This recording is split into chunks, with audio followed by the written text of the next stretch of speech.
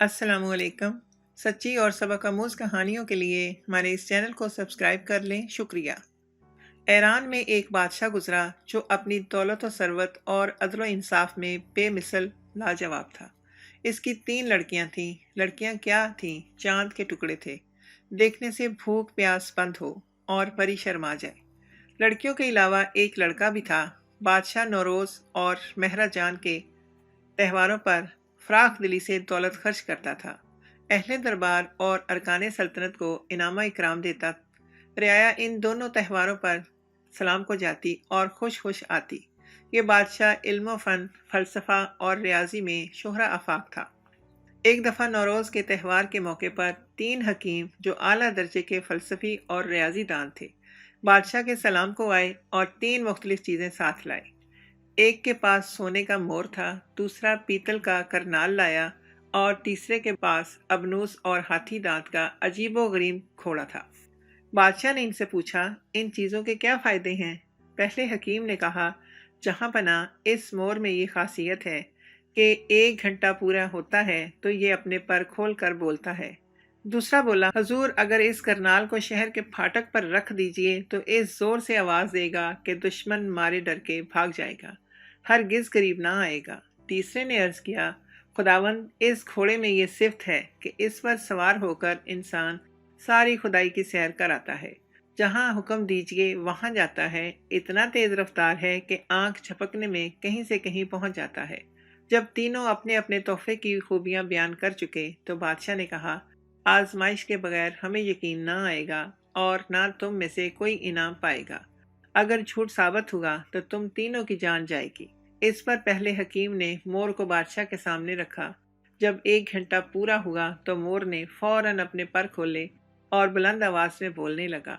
दूसरा घंटा पूरा हुआ तो मोर ने फिर से पर खोल दिए और बोलने लगा। बादशाह और अहले दरबार ये देखकर हैरान रह गए और हकीम के फन की तारीफ करने लगे। अब दूसरे हकीम की बारी थी। बादशाह की इजाज़त पाकर इसने पीतल का करनाल दरबार में रखा।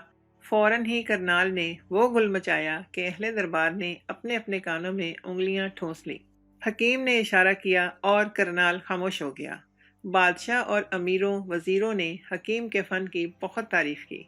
फिर बादशाह ने पूछा, अब तुम दोनों जो मांगोगे दिया जाएगा, बोलो क्या चाहते हो? इस पर दोनों हकीमों ने यक जुबान होकर कहा, आपके गुलामों की सिर्फ एक ही ख्वाहिश है कि हजूर एक एक साहबजादी हमसे ब्याह दें। तब बादशाह ने बात की पाबंदी की और दोनों से एक एक शहजादी ब्याह दी। बेशुमार माल और दौलत और खिदमतगार और खादमा जहेज में दी। अब तीसरे हकीम का इम्तिहान था। इसने कहा, सुल्तान आलम घोड़ा आपके सामने है। जिस किसी का जी चाहे इस पर सवार होकर सारी दुनिया की सैर कर आए। बादशाह के लड़के ने उठकर अर्ज की, अब्बा हजूर अगर आप इजाज़त फरमाएं मैं इस घोड़े पर सवार होकर दुनिया की सैर का लुत्फ उठाए जाऊंगा और हकीम के फ़न की आजमाइश हो जाएगी। बादशाह ने शफकत से फरमाया, जाने बाबा इजाज़त है, तुम चाहो तो घोड़े की आजमाइश कर सकते हो। तब शहजादा तिलिस्मी घोड़े पर सवार हुआ और एड़ी मारी, मगर घोड़ा टस से मस ना हुआ। इस पर हकीम ने शहजादे को तरीका बताया कि ये कल घुमाओगे तो हवा से बातें करेगा, ये दबाओगे तो ज़मीन पर उतर आएगा। चुनाचे शहजादे ने हकीम की हिदायत के मुताबिक पहली कल घुमाई तो घोड़ा अचानक फ़ज़ा में उठ गया। फिर देखते ही देखते आसमान से बातें करने लगा। तब तो शहजादा बहुत डरा कि या इलाही ये क्या है। इस हकीम ने मेरे साथ चाल चली और मेरी जान ली। घोड़ा जो जो तेज़ रफ्तार होता गया, शहजादे पर खौफ तारी होता गया। इधर उधर देखा तो कमानियां नजर आईं। एक को घुमाया तो घोड़ा और भी तेजी से उड़ने लगा। फिर जल्दी से बाएं जानब की एक कमानी को दबाया तो घोड़ा ज़मीन की सिमत आने लगा। अब ज़रा ढारस हुई और जान में जान आई कि खुदा ने बड़ा रहम किया और बचा लिया। उतरते उतरते ज़मीन कुछ फासले पर नजर आई। अब घोड़ा कभी इधर कभी उधर गया और कभी नीचे आया। चलते चलते एक शहर दिखाई दिया कि इसका नाम कासना था। शहजादे ने सोचा इसी शहर में क़याम करना चाहिए। फिर हर तरफ देखभाल कर एक अजीम शान महल को मुंतखब किया और इसी में रात गुजारने का कसद किया। फौरन ही इस महल की छत पर उतर आया। पहले तो घोड़े के कल पुर्जों को खूब जांचा, फिर छत की तरफ नज़र दौड़ाई। دیکھا کہ سب لوگ اپنی اپنی جگہ گہری نیند سو رہے ہیں۔ بھوک اور پیاس کی شدت نے بہت تنگ کیا تو سوچا یہ کسی بادشاہ کا محل معلوم ہوتا ہے، اس میں ضرور کھانے پینے کی چیزیں ملیں گی۔ یہی سوچ کر زینے سے اترا تو محل کو دیکھ کر اش اش کرنے لگا۔ پھر سوچا اوپر چل کر چپکے سے سو رہنا ہی بہتر ہے، صبح سویرے اپنے گھر کا راستہ لوں گا۔ ابھی جانے ہی کو تھا کہ ایک جانب سے روشنی نظر آئی۔ دیکھا تو کنیزوں کا ہجوم ہے اور بیچ میں ایک خاتون چلی جا رہی ہے، جیسے ستاروں کے جھرمٹ میں 14ویں کا چاند چمک رہا ہو۔ یہ خاتون کسی ملک کی شہزادی تھی، سنا کا بادشاہ جو بہت بڑا جادوگر تھا اسے اٹھا کر لے آیا تھا اور اس عالی شان محل میں قید کر دیا۔ شہزادی کے ساتھ ایک خواجہ سرا بھی تھا جس کے ہاتھ میں ننگی تلوار تھی۔ یہ شہزادی کا محافظ تھا۔ شہزادے نے آؤ دیکھا نہ تاؤ فوراً اس خواجہ سرا پر حملہ آور ہوا۔ تلوار اس کے ہاتھ سے چھین کر کنیزوں کی طرف جھپٹا تو تلوار کی چمک دیکھ کر وہ سب بھاگی۔ شہزادی نے جو شہزادے پر نظر ڈالی تو دوڑ کر اس کے قریب آئی اور کہنے لگی، کیوں جی، تم کون ہو اور کس ملک سے آئے ہو؟ کوئی شہزادے ہو یا امیر زادے؟ یہاں تو پرندہ بھی پر نہیں مار سکتا، تم کیوں کر یہاں پہنچے؟ جواب میں شہزادے نے کہا، میں ایران کے سلطان ذیشان کا بیٹا ہوں، دنیا کی سیر و تفریح کے لیے گھر سے نکلا ہوں۔ اب رہی یہ بات کہ میں تمہارے محل کی چھت پر کیوں کر پہنچا، تو یہ کوئی مشکل کام نہیں ہے، میں تو پل بھر میں ستاروں کو چھو سکتا ہوں، جہاں چاہوں پہنچ سکتا ہوں۔ شہزادی ابھی کچھ کہنے کو ہی تھی کہ لونڈیوں نے خواجہ سرا کو اٹھا کر شہزادے کی طرف بھیجا۔ وہ اپنی تلوار ڈھونڈتا ہوا آیا تو شہزادے اور شہزادی کو محو گفتگو پایا، دیکھ کر جل بھن گیا، چلا کر بولا، ابے تو جن ہے یا انسان ہے، بندہ ہے یا چھلاوا ہے؟ شہزادے کو یہ سن کر بہت طیش آیا، دانت پیس کر بولا، او گستاخ بے ادب، تیری شامت آئی ہے؟ شہزادوں کو پلید روحوں سے تشبیہ دیتا ہے، یہ گناہ گردن پر لیتا ہے۔ خواجہ سرا اس وقت مارے خوف کے خاموش رہا اور وہاں سے ہٹ گیا۔ پھر بادشاہ کی خدمت میں روتا پیٹتا گیا اور بولا، جہاں بنا شہزادی کی مدد کو آئیے، ایک خبیث جن خوبصورت انسان کی شکل میں آیا ہے، بڑا ادھم مچایا ہے۔ بادشاہ فوراً وہاں گیا اور اجنبی شہزادے کو دیکھ کر آگ بگولا ہو گیا، چلا کر بولا، اور نابکار تو کون ہے اور یہاں کیا کام ہے؟ جن ہے یا کسی رئیس کا غلام ہے؟ شہزادے نے جواب دیا، میں جن ہوں نہ دیو، بلکہ ایران کے نامور بادشاہ کا بیٹا ہوں۔ آپ جیسے کئی بادشاہ میرے باپ کا پانی بھرتے ہیں اور اس وقت میں جنگ کے ارادے سے نہیں آیا، اس لیے مجھ سے خواہ مخواہ لڑنا بیکار ہے۔ بہتر یہ ہے کہ مہمان جان کر میری آؤ بھگت کیجیے، ورنہ آپ ہوں گے اور میری تلوار، دونوں میں سے ایک کی جان ضرور جائے گی۔ بادشاہ نے سوچا، واقعی یہ درست کہتا ہے، لڑائی بھڑائی میں سے اس سے جیتنا محال ہے، ضرور پٹخنی کھاؤں گا، پھر مشکل و صورت اور ران مان سے شہزادہ ہی معلوم ہوتا ہے، اس سے چال کرنی چاہیے، ایسے خطرناک دشمن کا یہی علاج ہے۔ یہی سوچ کر بولا، ہمیں یہ کس طرح معلوم ہو کہ تم ایران کے شہزادے ہو یا کوئی ایرے گہرے نتھو ٹھہرے؟ شہزادے نے جواب دیا، بہتر ہے کہ تمہاری فوج اور میرے درمیان مقابلہ ہو، اگر میں جیت گیا تو تم مجھے شہزادہ مان لینا، اگر میں ہار گیا تو میری گردن اڑا دینا، بولیے منظور ہے؟ بادشاہ اس پر راضی ہو گیا اور وزیر کو بلا کر حکم دیا کہ فوج کو تیار کرو اور صبح کو تمام افسر اپنی فوج کے ہمراہ میدان میں آ جائیں۔ چنانچہ صبح کو بادشاہ کی ساری فوجیں بڑے میدان میں جمع ہو گئیں۔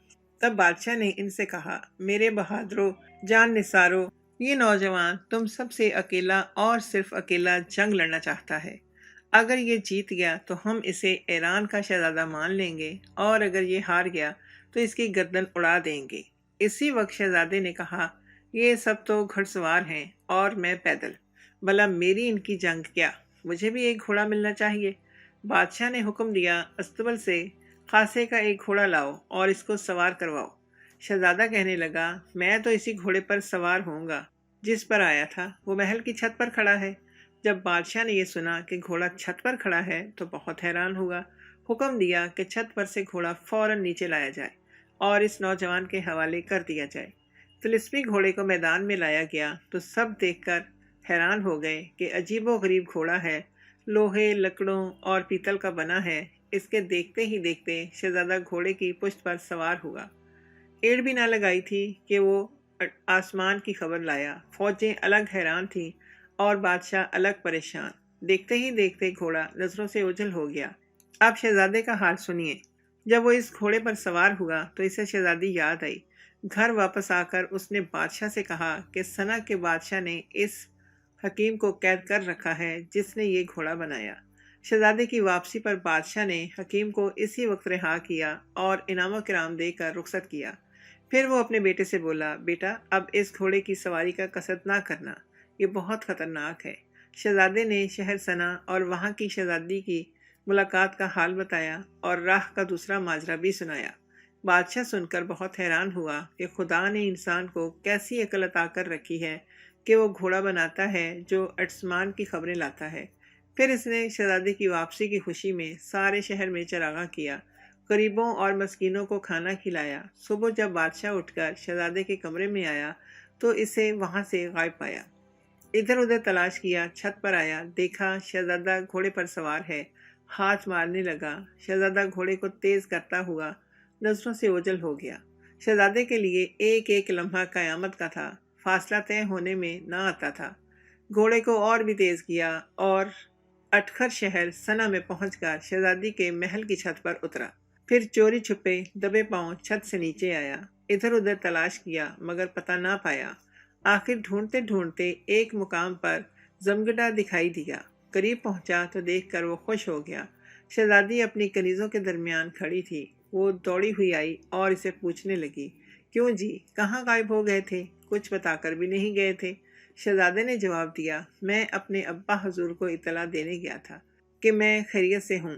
تم جانو میں ان کا اکلوتا بیٹا ہوں، گڑی بھر کو بھی نظروں سے اوجھل نہیں ہونے دیتے۔ پھر میں ان سے یہ بھی کہنے گیا تھا کہ میں سنا کی شہزادی سے بیاہ کرنا چاہتا ہوں۔ شہزادی بولی، میں تو سمجھی تھی کہ تم جان چھڑوا کر بھاگ گئے ہو۔ وہ کہنے لگا، میں تو اب تمہیں لینے آیا ہوں، مرضی ہے تو میرے ساتھ چلو۔ وہ بولی، میں تیار ہوں، خدا کے لیے مجھے اس خبیث جادوگر سے نجات دلاؤ۔ شہزادے نے شہزادی کو ساتھ لیا، اپنے گھوڑے پر اپنے پیچھے سوار کیا، ہوا سے باتیں کرنے لگا۔ ترارے یہ حال دیکھ کر کنیزوں نے گل مچایا۔ بادشاہ یہ سور سن کر دوڑا آیا، مگر شہزادے نے گھوڑے کو اور تیز کیا اور آسمان میں گم ہو گیا۔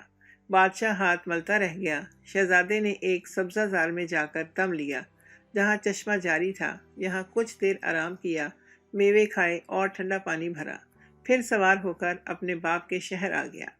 شہزادی کو باغ میں ٹھہرایا اور کہا، میں اپنے ابا حضور کے پاس جاتا ہوں، وہاں سے شان و شوکت سے آؤں گا اور تمہیں باعزت طور پر لے جاؤں گا۔ یہاں سے شہر میں آیا، بادشاہ کی خدمت میں آداب بجا لایا اور کل حال اور واقعہ کہہ سنایا۔ بادشاہ نے حکم دیا کہ ساری رعایا شہر میں چراغاں کرے، پھر خود امیروں، وزیروں اور فوج کے ہمراہ بڑی شان سے گیا اور بیش بہا خزانہ لے کر وہاں پہنچا۔ شہزادہ بھی ساتھ تھا۔ جب باغ میں پہنچے تو دیکھ کر حیران رہ گئے، وہاں شہزادی تھی نہ گھوڑا، دونوں کا کہیں پتہ نہ تھا۔ بادشاہ کو بہت غصہ آیا، غضبناک ہو کر حکم دیا، جو کوئی ہماری بہو کا سراغ لگائے گا ہم اسے مالا مال کر دیں گے، منہ مانگا انعام دیں گے۔ دوسری طرف شہزادہ زار زار ہوتا تھا، سر پیٹتا تھا کہ یا خدا یہ کیا سرار ہے۔ شہزادی اس گھوڑے کے کل پرزوں سے کیوں کر واقف ہوئی، عجب نہیں کہ یہ کارستانی اسی حکیم کی ہو جس نے یہ گھوڑا بنایا تھا۔ پھر باغبانوں اور دربانوں سے پوچھا، باغ میں کوئی ایٹا تو نہیں تھا؟ انہوں نے جواب دیا کہ کوئی اور تو نہیں آیا تھا، البتہ حکیم ایرانی جڑی بوٹیوں کی تلاش میں یہاں آیا اور اس کے سوا ہم نے کسی کو نہیں دیکھا۔ شہزادے کو یقین ہو گیا کہ شہزادی کو وہی حکیم لے گیا ہے۔ جب حکیم جڑی بوٹیاں تلاش کرتا ہوا باغ میں پہنچا تو دیکھا اس کا گھوڑا بھی موجود ہے اور اس کے قریب ایک شہزادی بیٹھی ہے۔ قریب پہنچ کر شہزادی کو جھک کر سلام کیا، اس کے بعد کہنے لگا، حضور شہزادی صاحبہ، مجھے شہزادے نے بھیجا ہے کہ آپ کو دوسرے باغ میں لے جاؤں اور آرام کے ساتھ بٹھا آؤں۔ شہزادی اس کے چکر میں آ گئی اور اس کے ہمراہ گھوڑے پر سوار ہوئی۔ گھوڑا ہوا ہو گیا۔ جب کافی دیر ہو گئی تو شہزادی کا ماتھا ٹھنکا اور کہا، تو مجھے کہاں لے جا رہا ہے؟ بادشاہ کا محل تو اب مجھے نظر نہیں آتا۔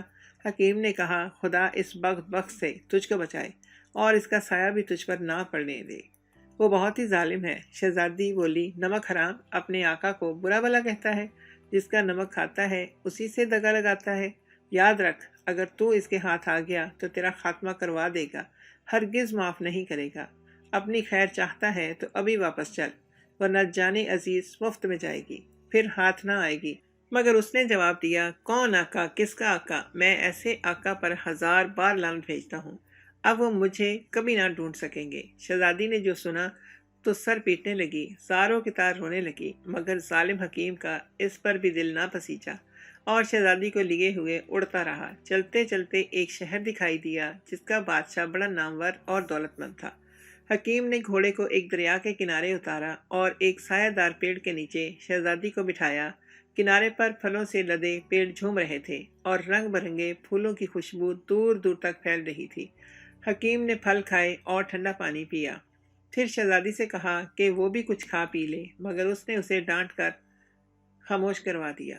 اور اب جب ادھر سے بادشاہ کا جو گزر ہوا تو اس کے کانوں میں کسی عورت کے رونے کی آواز آئی۔ فوراً سپاہیوں کو دوڑایا کہ دیکھو کون غمزدہ ہمارے باغ میں روتا ہے۔ سپاہی اڑتے ہوئے گئے اور شہزادی کو حکیم سمیت لے آئے۔ بادشاہ نے شہزادی سے رونے کا سبب پوچھا تو اس نے سارا حال کہہ سنایا۔ اس پر بادشاہ کو بہت غصہ آیا اور حکم دیا کہ اس نمک حرام اور دغا باز حکیم کی خوب مرمت کرو۔ بس پھر کیا تھا، سپاہیوں نے حکیم کو بے تحاشا پیٹنا شروع کر دیا، یہاں تک کہ مار کھاتے کھاتے وہ بے ہوش ہو گیا۔ پھر بادشاہ کے حکم کے مطابق اسے قید خانے میں ڈال دیا گیا۔ اب بادشاہ نے شہزادی سے کہا، ہم تمہیں اپنی ملکہ بنانا چاہتے ہیں، بولو تمہاری کیا مرضی ہے؟ شہزادی ایک مصیبت سے چھوٹی دوسری میں گرفتار ہو گئی۔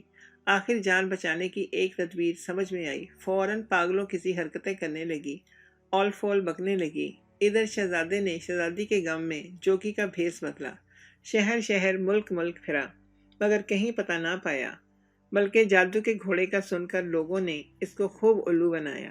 گھومتا پھرتا ملکی یونان میں پہنچا، ایک سرائے میں اترا، دیکھا کہ چند سوداگر بیٹھے گفتگو کر رہے ہیں۔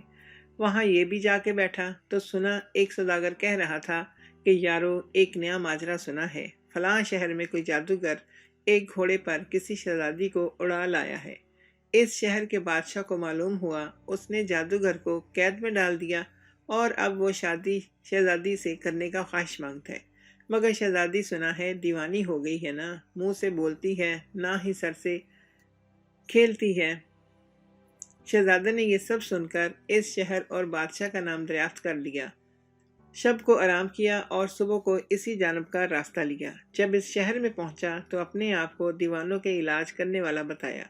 بادشاہ نے یہ سنا تو خوشی سے پھولے نہ سمایا، فوراً شہزادے کو بلوایا اور کہا، ہماری ہونے والی ملکہ کا علاج کرو، ٹھیک ہو گئی تو ہم منہ مانگا انعام دیں گے تمہیں، اگر تمہارے علاج کو کارگر نہ ہوا تو زندہ چنوا دیے جاؤ گے۔ شہزادے نے بادشاہ سے کئی سوالات کیے اور اس بیماری کو کتنے روز ہو گئے اور دیوانگی کی حالت میں یہ کیسی حرکات کرتی ہیں۔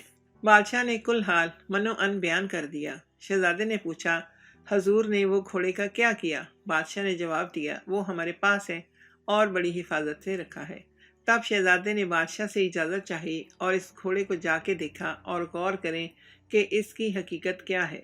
بادشاہ نے فوراً گھوڑے کو دکھایا اور شہزادے نے اس کو ٹھیک حالت میں پایا، پھر بولا، خدا نے چاہا تو علاج کارگر ہوگا۔ بادشاہ نے خوش ہو کر اس کو شہزادی کے کمرے میں بھیجا۔ دیکھا تو کپڑے تار، 8 آنسو روتی، وہ سر دھنتی، تنکے جھنتی۔ اس نے جا کے چپکے سے کان میں کہا، گھبرانے کی کیا بات ہے؟ افسوس ہے کہ تم نے مجھ کو نہیں پہچانا، میں تمہیں آزاد کروانے آیا ہوں۔ اتنا سنتا تھا کہ شہزادی کو فوراً ہوش آ گیا۔ شہزادے نے پھر چپکے سے سمجھایا کہ اس طرح راز کھل جائے گا اور لینے کے دینے پڑ جائیں گے، بنا بنایا کھیل بگڑ جائے گا۔ بہتر یہ ہے کہ تم بادشاہ سے اس طرح سے پیش آؤ کہ اسے شک نہ گزرے، وہ سمجھے کہ میرے علاج نے بڑا عمدہ اثر کیا اور تمہارا مرض دور ہوا ہے۔ یہ بات شہزادی کی سمجھ میں آئی اور وہ مسکرائی۔ شہزادہ بادشاہ کے پاس گیا اور کل حال کہہ سنایا۔ بادشاہ خوش خوش اس کے پاس آیا، شہزادی کو دیکھ کر شکر باری تعالیٰ بجا لایا۔ خادمہ سلام کرنے آئی اور حشاش بشاش ہوئیں، حمام میں لے کر گئیں، لباس اور زیور پہنایا اور اس طرح نکلی جیسے 14ویں کا چاند۔ دوسرے روز شہزادے نے بادشاہ کے حضور میں عرض کی کہ ابھی جن کا سر باقی ہے، آج فلاں وقت میں اس گھوڑے پر شہزادی کو سوار کر کے 4-5 چکر لگاؤں گا اور جن پناہ مانگے گا، پھر یہ خاتون بالکل ٹھیک ٹھاک ہو جائیں گی۔ بادشاہ کو یہ تجویز بہت پسند آئی۔ شہزادہ سمجھ گیا کہ منہ مانگی مراد پائی۔ ادھر شہزادی سے کنیزوں نے عرض کیا کہ آج حضور گھوڑے پر سواری کی جائیں گی اور جن بدبخت سے نجات بھی پائیں گی۔ وقت مقررہ پر شہزادہ میدان میں آیا، گھوڑا بھی لایا اور ایک خلقت تماشا دیکھنے آئی۔ شہزادی کو پیچھے بٹھا کر شہزادے نے گھوڑے کی کل کو دبایا اور آسمان کی خبر لایا۔ لوگ سمجھے یہ چکر کھا کر واپس آئے گا اور جن بھاگ جائے گا۔ آدھے گھنٹے تک بادشاہ راہ تکتا رہا۔ جب انتظار طویل ہو گیا اور شہزادہ واپس نہ آیا تو سخت مایوس ہوا اور بڑا افسوس ہوا۔ سمجھ گیا کہ وہ دھوکے سے شہزادی کو لے گیا۔ شہزادہ خوش و خرم اپنے باپ کے ملک میں پہنچا، والد بزرگوار سے ملا، ماں کو دیکھا، دونوں کو نئی زندگی مل گئی تھی۔ غریبوں اور مسکینوں کو 1 مہینے تک کھانا کھلایا گیا۔ بادشاہ کی وفات کے بعد شہزادہ تخت پر بیٹھا اور تمام زندگی بڑے عدل و انصاف سے حکمرانی کرتا رہا۔ چاروں طرف برف پڑی تھی، راستے بند تھے، سامان رسد بند ہو چکا تھا، وائرلیس سیٹ کام نہ کرتا تھا، فوجی ادھر ادھر بھاگے پھرتے رہے۔ کوئی تدبیر سمجھ میں نہ آئی تھی۔ فوج کا انچارج کرنل اپنے خیمے میں بیٹھا پریشان سوچ رہا تھا کہ ان 300 آدمیوں کو کس طرح موت کے منہ سے بچاؤں۔ ان سب مصیبتوں کے ساتھ ایک اور بڑا خطرہ تھا۔ دشمن فوج کا پڑاؤ ان سے صرف 10 میل دور تھا اور جرمن فوج جس آندھی اور طوفان کی طرح آگے بڑھ رہی تھی، اس کے سامنے 10 میل کا فاصلہ کوئی حیثیت نہ رکھتا تھا۔ کرنل کی فوج سے 20 میل دور اتحادیوں کے کیمپ تھے۔ اگر کسی صورت وہاں اطلاع پہنچ جائے تو کرنل رسد بھی لا سکتا تھا اور بچاؤ کا انتظام بھی ممکن تھا۔ لیکن وہاں تک جائے کون؟ کرنل نے 3 بہادروں کو اس مہم پر بھیجا تھا، لیکن تینوں یا تو برف میں مر کھپ گئے یا دشمن فوج نے قید کر لیے تھے۔ ایک اور بھی ڈر تھا کہ اگر وہ کچھ بھی فوجی بھیجیں اور دشمن کے ہاتھ لگ جائیں اور کسی طرح دشمن ان کے سپاہیوں کا ٹھکانہ پوچھ لے تو پھر ایک ہی بم انہیں ختم کر سکتا تھا۔ آہستہ آہستہ کیمپ میں خوراک ختم ہوتی جا رہی تھی اور سردی ہر روز شدید تر ہوتی جا رہی تھی۔ کرنل کی نیند اور سکون سب کچھ اڑ گیا تھا۔ وہ کیا کرے؟ اس کے پاس کچھ کبوتر تھے، وہ بھی سب جا چکے تھے اور صرف ایک کبوتری تھی جسے کئی روز سے زکام تھا۔ کبوتری کے بارے میں ویسے بھی کرنل کی کوئی اچھی رائے نہیں تھی۔ فوج کے دوسرے لوگ بھی اسے ایک اچھا نہیں سمجھتے تھے۔ وہ ایک سست اور کام چور کبوتری تھی۔ کرنل نے ایک بار اسے بھون کر کھانا چاہا، مگر صرف اس خیال سے رک گیا کہ اسے ہیڈ کوارٹر میں اس کا حساب دینا پڑے گا۔ ایک تو کبوتری کو زکام، دوسرا وہ کام چور اور باہر ہر وقت کی برف باری میں۔ ایسے میں کبوتری کو پیغام دے کر بھیجنا اسے خودکشی کرانا تھا۔ اسی لیے کرنل نے کبوتری کو پیغام دے کر بھیجنے کا سوچا بھی نہیں تھا۔ کیمپ میں مایوسی بڑھتی جا رہی تھی۔ کیمپ کے افسروں نے کرنل پر زور دیا کہ وہ مرنے سے پہلے آخری کوشش ضرور کریں، کبوتری کو پیغام دے کر بھیجیں۔ کرنل نے کبوتری کا پنجرا اپنے خیمے میں منگوایا۔ سفید رنگ کی سرخ آنکھوں والی ایک کبوتری گھومتی نظر آئی۔ آپ سب کی مرضی ہے تو پیغام تیار کروائیے، میں کبوتری کو بھیج دیتا ہوں، لیکن مجھے امید کم ہے جو یہ منزل تک پہنچے، کرنل نے مایوسی سے کہا۔ جلدی جلدی پیغام تیار کیا گیا اور جیسا قاعدہ ہے اس کے مطابق وہ کرنل کو لا کر دے دیا گیا۔ کرنل نے پیغام پڑھا۔ ایک سپاہی نے پنجرا کھول کر سفید کبوتری کو نکال کر کرنل کے ہاتھ میں دے دیا۔ کرنل نے پیغام اس کے پیروں کے اندر باندھا اور اپنے چہرے کے نزدیک لا کر کہا، میری دوست کبوتری، میں تمہیں ایک اہم کام سے بھیج رہا ہوں۔ اگر تم منزل تک پہنچ گئی تو ہم 3 آدمی زندہ رہیں گے۔ یوں سمجھ لو تمہارے جتنے پر ہیں ہم اس سے بہت زیادہ ہیں۔ ہماری زندگی اب تمہارے ان ننھے منھے بازوؤں پر منحصر ہے۔ کبھی کبھی جنگ کا پانسا یوں بھی بدل جاتا ہے۔ جاؤ، خدا تمہارا نگہبان ہو، ہم سب کی دعائیں تمہارے ساتھ ہیں۔ کرنل نے کبوتری فوجی کو دی تو اس نے دیکھا کہ کبوتری کی آنکھوں میں غیر معمولی چمک ہے جو بہادر سپاہیوں کی آنکھوں سے جھلکتی ہے۔ کرنل نے آہستہ سے سلام کیا اور سپاہی اسے لے کر آہستہ سے راستہ بتانے چلا گیا۔ کبوتری کو جب فضا میں چھوڑا گیا تو برف جاری تھی۔ کبوتری سست اور کاہل تھی، جانے کیوں کبھی اس کا کوئی کام کرنے کو جی نہ چاہتا تھا۔ دوسروں کے لیے اپنی جان جوخم میں ڈالنا کہاں کی عقل مندی ہے؟ وہ چاہتی تھی اسے ہر وقت عمدہ عمدہ کھانے ملتے رہیں اور وہ آرام سے سوتی رہے، اونگتی رہے یا ادھر ادھر مٹر گشت کرتی رہے۔ لیکن آج عجیب بات ہوئی تھی۔ فوج کے کرنل نے اسے اتنی بڑی ذمہ داری سونپی تھی۔ اس کی آواز میں ایسا جادو تھا، اس نے کسی وقار سے اسے سلام کیا تھا جیسے فوجی جرنیلوں کو سلام کرتے ہیں۔ کرنل کے الفاظ ابھی تک اس کے کانوں میں گونج رہے تھے۔ ہماری زندگی اب تمہارے ننھے منھے بازوؤں پر منحصر ہے۔ اسے کتنا بڑا اعزاز ملا تھا، نہ جانے کیوں اس کا خون تیزی سے جسم میں دوڑ رہا تھا۔ کبوتری نے فیصلہ کیا کہ وہ اس کام کو ضرور انجام دے گی، چنانچہ اس کی جان چلی جائے۔ چاروں طرف برف باری جاری تھی۔ کبوتری نے دیکھا چاروں طرف سفید ہی سفید رنگ نظر آ رہا تھا۔ اسے شمال کی طرف اڑنا تھا۔ اس نے ایک لمبی سی اڑان لی اور پلٹ کر دیکھا۔ وہ فوجی جس نے اسے راستہ بتایا تھا مطمئن ہو کر جا رہا تھا۔ کبوتری ذرا دور گئی تھی کہ اس کی آنکھوں میں برف گھسنے لگی۔ گرم خیمے میں رہنے والی کبوتری کے لیے یہ بڑی مصیبت تھی۔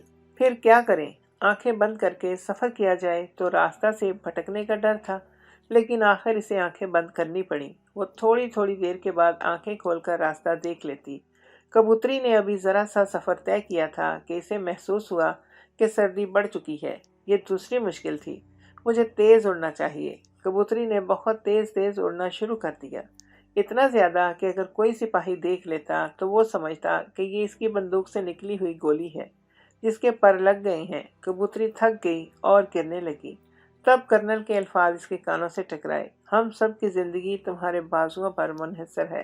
ان الفاظ نے دوبارہ اسے ہمت دی۔ اس نے تیز تیز اڑنا شروع کر دیا، لیکن کب تک؟ آخر تھک کر گر گئی۔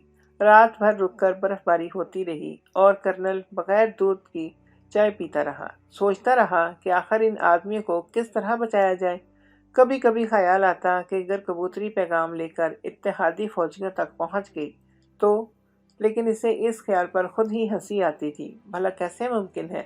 سرد رات، برف کا طوفان اور ایک کاہل کبوتری، راستے میں دشمن کا پڑاؤ۔ آہستہ آہستہ دن نکل آیا۔ وہی مایوسی اور پریشانی۔ سارا دن یوں ہی گزر گیا۔